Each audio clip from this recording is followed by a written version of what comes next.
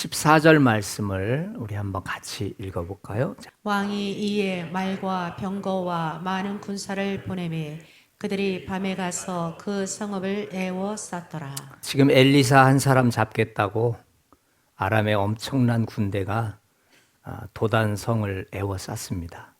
밤새 엄청난 병력이 북이스라엘까지 이동해 온 것으로 보아서 이제 엘리사가 잡히는 일은 시간 문제인 것 같습니다.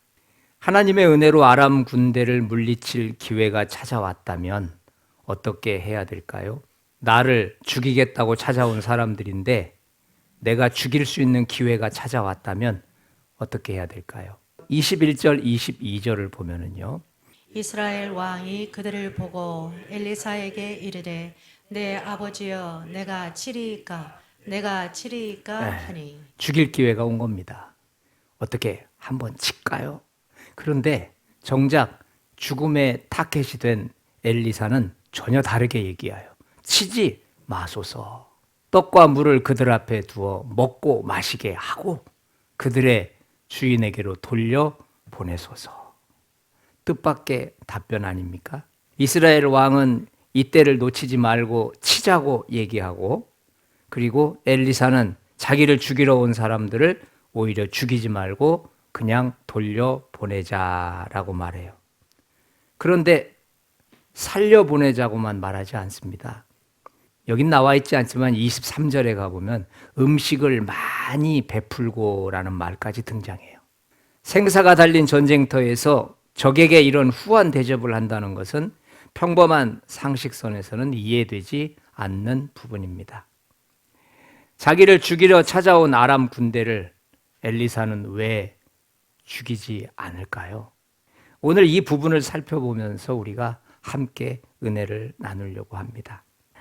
아람 군대가 이스라엘의 도단 지역까지 밤을 새워서 침범해 온 것은 다 그만한 이유가 있었기 때문입니다. 8절부터 10절 말씀인데요. 그때의 아람 왕이 이스라엘과 더불어 싸우며 그의 신복들과 의논하여 이르기를 우리가 아무데 진을 치리라 하였더니 9절 읽어보겠습니다. 하나님의 사람이 이스라엘 왕에게 보내 이르되 왕은 상과 아무 곳으로 지나가지 마소서 아람 사람이 그곳으로 나오나이다 하는지라.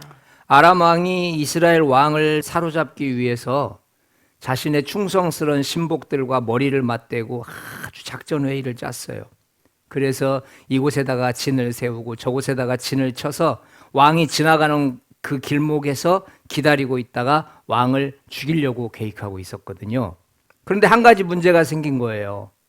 아무리 고심을 하고 아무리 치밀한 작전을 짜도 계획들이 매번 숲으로 돌아가고 마는 거예요. 그런데 알고 보니 하나님을 믿는 어떤 사람이 있다는데 그 사람이 왕을 찾아가서 왕에게 위험 신호를 알려주고 오더라는 거죠. 당연히 화나지 않겠습니까? 당연히 그 사람 죽이고 싶지 않겠어요? 그 사람만 죽이면 왕을 죽일 수 있는데 말이에요. 그래서 오늘 14절에 병력을 총동원해서 도단이란 지역을 에워 쌌던 거예요. 14절에 보면은 말과 병거와 많은 군사를 보냈다라는 말이 나와요. 이상하지 않습니까? 한 사람 잡겠다고 왔는데 병력이 너무 많은 거예요. 엘리사 하나 잡겠다고 왔는데 너무 많은 병력들을 이끌고 온 거예요. 그러니까 엘리사만 잡을 거면 특공대 한두 명 보내면 끝날 일인데 이렇게 많은 군대를 왜 데리고 왔겠느냐는 거죠. 10절 말씀 한번 같이 읽어봐요. 이스라엘 왕이 하나님의 사람이 자기에게 말하여 경계한 곳으로 사람을 보내 방비하기가 한두 번이 아닌지라. 계획이 실패로 돌아간 것이 한두 번이 아니었던 거예요.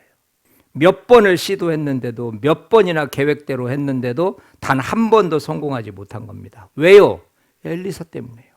매번 작전을 짤 때마다 매번 엘리사가 자기 왕을 찾아가서 어디는 절대로 가지 마십시오. 그곳을 지날 때는 이렇게 통행하셔야 됩니다. 라고 다 알려주는 거예요. 아람 왕이 화가 난 거죠. 아람 왕은 이번에 엘리사라는 사람을 확실하게 그리고 분명하게 제거하기 위해서 그 많은 사람들을 이끌고 이스라엘까지 온 것입니다. 아람 왕으로서 엘리사를 제거해야만 되는 근본적인 원인이 있거든요. 우리 11절 말씀을 한번 보면은요. 이러므로 아람 왕의 마음이 불안하여 그랬어요. 왜 제거해야 되죠? 왕의 마음이 불안해요. 전쟁할 사람이 마음이 불안해지면 되겠습니까? 전쟁터에서 불안한 마음으로 어떻게 전쟁을 하겠어요? 아람 왕은 자기 계획이 자꾸 실패로 돌아가니까 이상한 생각을 하게 되는 거예요. 혹시 전쟁에서 이러다 지는 거 아니야? 혹시 이러다가 나 죽는 거 아니야? 한 번이라도 성공을 해봤다면 자신감도 생기고 그럴 텐데 매번 숲으로 돌아가는 거예요. 그래서 왕은 전쟁을 해보기도 전에 마음속에 이미 불안한 마음이 들어온 거예요. 이 불안한 마음을 없애는 방법은 엘리사를 제거하는 방법밖에는 없는 거예요. 또 11절 뒷부분 보세요. 우리 중에 누가 이스라엘 왕과 내통하는 것을 내게 말하지 아니하느냐. 왜 제거해야 되죠? 서로 의심하면서 분열되기 시작한 거예요. 여러분, 공동체가 분열되기 시작하면 어떤 일을 해도 하나가 될 수 없는 거거든요. 내 편끼리도 믿지 못할 상황이 된다면 싸워보기도 전에 이미 패배한 겁니다.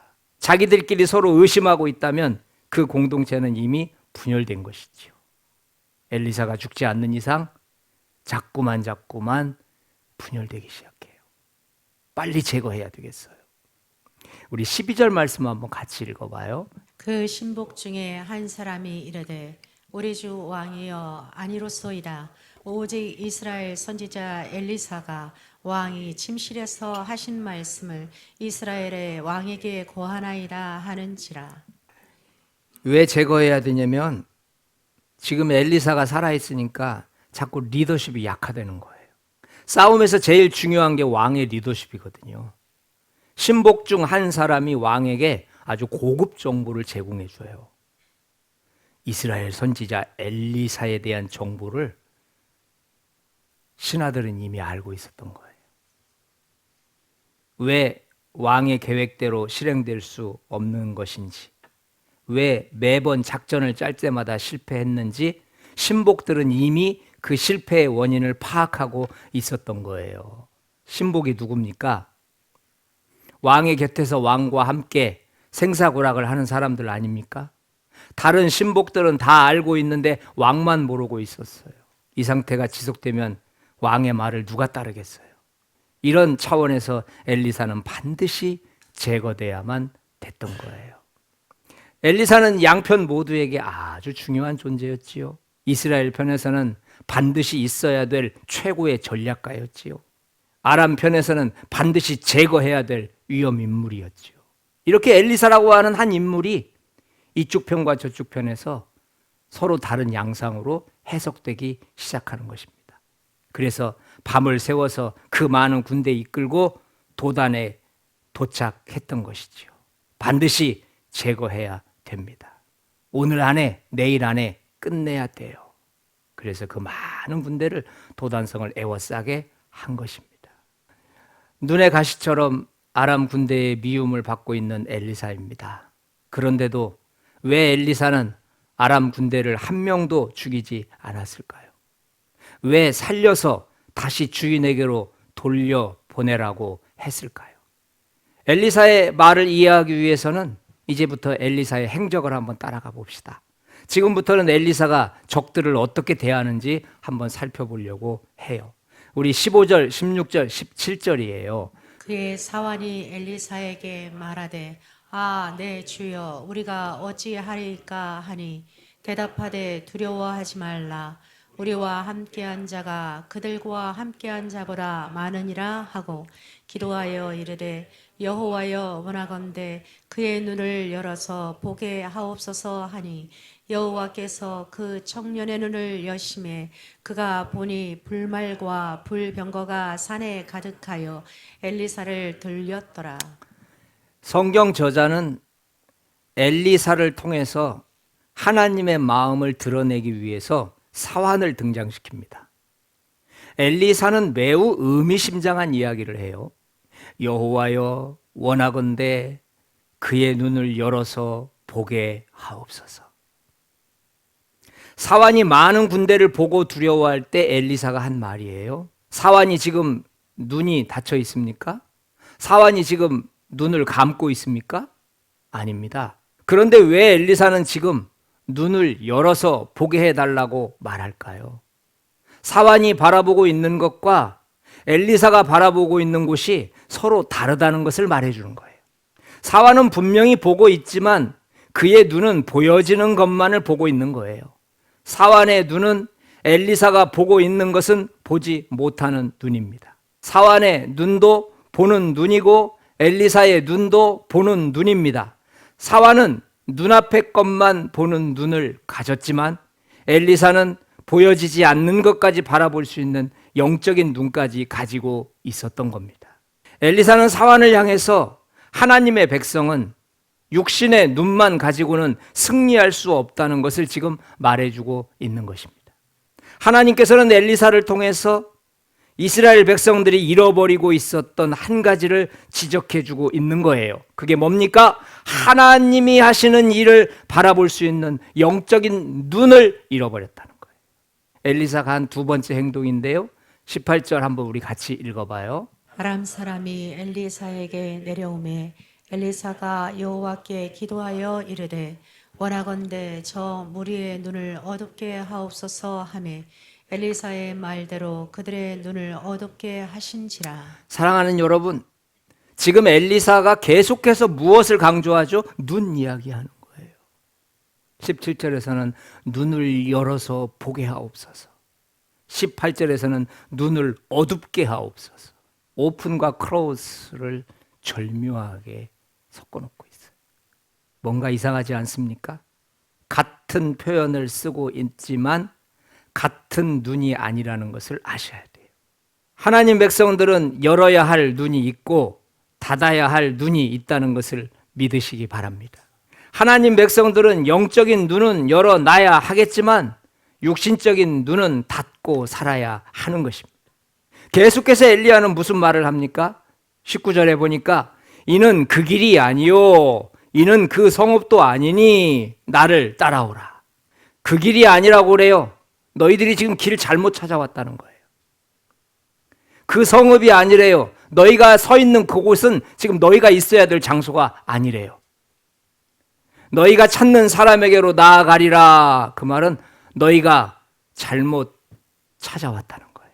그러면서 20절에 보면은요. 사마리아에 들어갈 때에 여호와께서 그들의 눈을 여심해 그들이 보고 사마리아 가운데 있더라. 왜 길을 잘못 선택했다고 말을 하고 나서 사마리아로 데리고 왔을까요? 성읍도 잘못 선택했다고 말하고 나서 사마리아로 데려와요. 너희가 찾는 사람 여기 없다 내가 데려다 주마 하고 나서 사마리아로 데려와요. 모든 게 다 사마리아로 집결시켜요. 무슨 뜻일까요? 왜 20킬로가 넘는 사마리아까지 그 많은 군대를 데리고 왔을까요? 하나님께서 엘리사를 통해서 하고 싶은 말씀이 있었기 때문입니다. 하나님께서는 무슨 말씀을 하고 싶으셨을까요? 우리 21절 2절에 하나님의 마음이 표현되어 있습니다. 이스라엘 왕이 그들을 보고 엘리사에게 이르되 내 아버지여 내가 치리이까 내가 치리이까 하니 대답하되 치지 마소서 그들의 주인에게로 돌려보내소서 하는지라. 왕이 칼을 들고 죽이자고 하니까 그들을 죽이지 말고 주인에게로 돌려보내라고 말해요. 여러분 뭔가 생각나는 거 없으세요? 뭔가 느껴지는 거 없으세요? 우리 이사야서 1장으로 한번 가보겠습니다. 하늘이여 들으라 땅이여 귀를 기울이라. 하늘이여 땅이여라고 하는 말은 굉장히 슬픈 얘기예요. 하나님 백성들이 귀가 사라지니까 하나님이 말씀하실 곳이 없으니까 하늘 따 대고 말씀하시는 거예요. 뭔가 이야기를 하고 싶은데 못 알아들으니까 땅에다 대고 말씀하시는 거예요. 내 자녀들아 들으라 이게 아니고 하늘에다 대고 말씀하시는 거예요. 아무도 주님 음성에 관심이 없으니까. 여호와께서 말씀하시기를 내가 자식을 양육하였거늘 그들이 나를 거역하였도다. 소는 그 임자를 알고 나귀는 그 주인의 구유를 알건만은 이스라엘은 알지 못하고 나의 백성은 깨닫지 못하는도다. 소는 그 임자를 알고 있답니다. 누가 주인인지, 누가 주인이 아닌지. 그런데 내 백성은 주인을 모르더라는 거예요. 나귀는 그 주인의 구유를 알고 있답니다. 나귀는 그가 구유통 옆에 어디에 서 있어야 될지 그 장소를 알고 있대요. 그런데 내 백성 이스라엘은 자기들이 서 있는 장소가 잘못된 장소인지 잘된 장소인지도 구분하지 못하더라는 겁니다. 자, 이제 전체 내용을 한번 종합해 보겠습니다. 하나님께서는 이스라엘과 아람의 전쟁 사건을 통해서 지금 이스라엘 백성들의 영적인 상태를 말씀하고 계시는 거예요. 아람 군대의 숫자만 보는 육신의 눈은 열려 있으면서 하나님의 군대인 불말과 불병거가 산에 가득한 영적인 눈은 닫혀 있다는 거예요. 아람 군대가 보지 못하는 소경인 상태로 이끌려서 사마리아까지 질질 이끌려서 들어왔듯이 이스라엘 백성들 또한 영적 소경 상태이기 때문에 엘리사의 손에 이끌려 예배 중심지인 사마리아까지 들어와야 한다는 겁니다. 지금 이스라엘 백성들이 여호와를 떠났기 때문에 눈이 있어도 보지 못하고 귀가 있어도 듣지 못하는 상태라는 것을 말하는 거예요. 하나님께서는 이런 이스라엘을 어떻게 하기를 원하십니까? 왕이 내가 치리이까라고 말했을 때 치지 마소서라고 말해요. 하나님은 영적 소경이 되어서 사마리아를 더럽히고 있는 이스라엘 백성들을 치실 마음이 없으십니다. 죽이실 마음도 없으십니다. 오히려 어떻게 하길 원하십니까? 아람 군대가 자기 주인에게 돌아가듯이 자기 백성들이 주인이신 여호와께 돌아오기를 원하고 계십니다. 사랑하는 성도 여러분, 오늘 엘리사는 왜 적들을 죽이지 않고 다 살려주고 있을까요? 그것도 음식을 주고 먹고 마실 것까지 주면서 후한 대접을 하고 계십니다. 마땅히 사로잡거나 죽였어야 했음에도 한 사람도 죽이지 않습니다. 하나님께서는 엘리사를 통해서 하나님의 마음을 이스라엘 백성들에게 전달해 주고 계시는 것입니다. 주인을 떠나버린 이스라엘 백성들, 매 순간 영적인 간음을 하면서 하나님 곁을 떠나 있는 백성들, 육신의 눈은 건강하고 활기차 있어서 모든 것을 볼 수 있지만 하나님이 하시는 일은 아무것도 볼 수 없는 영적인 눈이 감겨버린 백성들. 이들은 마땅히 죽었어야 함에도 여전히 기다리고 계신 하나님을 보여주고 계십니다. 한 생명도 죽이지 않았다는 것은 하나님께 돌아오기만 한다면 너희들 중 어느 생명도 죽지 않을 거라고 하는 강력한 하나님의 메시지인 것입니다. 사랑하는 여러분, 이 시간 우리는 하나님께 마음을 돌리고 돌아가야만 합니다. 세상에서 보여지는 육신의 눈을 버리고 세상의 무서움과 위협 앞에서 두려운 마음을 버리고 이제는 하나님께서 하시는 일을 볼 수 있는 영적인 눈을 떠야 합니다. 더 큰 그림을 볼 수 없다면 그것은 하나님의 일이 아닙니다. 더 큰 그림이 보이지 않는다면, 지금 현실만 보고 달려가고 있다면 그것은 하나님의 일이 아닙니다. 하나님은 미래의 나를 만드시기 위해서 현재의 시간이 필요하다는 것을 기억하시기를 바랍니다. 지금은 과정입니다. 지금은 끝이 아닙니다. 지금은 준비되는 중입니다. 게하시처럼 주인님 어떻게 합니까? 적들이 너무 많습니다. 안 되겠습니다. 불가능합니다. 이제 멈추시지요.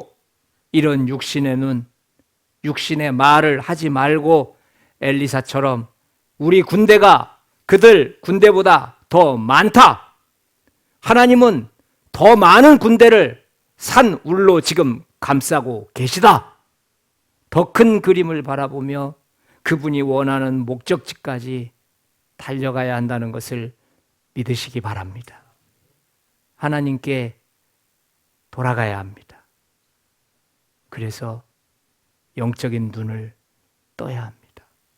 주인이신 하나님께 돌아갈 수만 있다면 하나님은 우리에게 큰 것을 약속해 주셨습니다. 우리 한번 23절 말씀 부탁해요. 왕이 위하여 음식을 많이 베풀고 그들이 먹고 마심에 놓아 보내니 그들이 그들의 주인에게로 돌아가니라. 음식을 많이 베풀어 놓고 먹고 마시고 하나님께 돌아갔을 때 주시는 풍성함입니다. 너희 배에서 생수의 강이 흐르리라. 사막 한가운데를 거닐면서 아들인 압살롬이 자기를 죽이려고 하는 그 푸석푸석한 돌바위를 걸으면서 생수의 강이 흐르고 성령이 충만하니까 여호와는 나의 목자시니 내게 아무 부족함이 없으리로다. 사막에는 필요한 것이 한 가지도 없답니다. 그런데 그는 말합니다. 여호와가 나의 목자가 되고 나니 내게 부족한 것은 한 가지도 없구나. 우리 이 시간 함께 기도하기를 원합니다. 하나님 앞에 돌아가셔야 풍요로워질 수 있습니다. 왜 이렇게 어렵습니까? 왜 이렇게 척박합니까?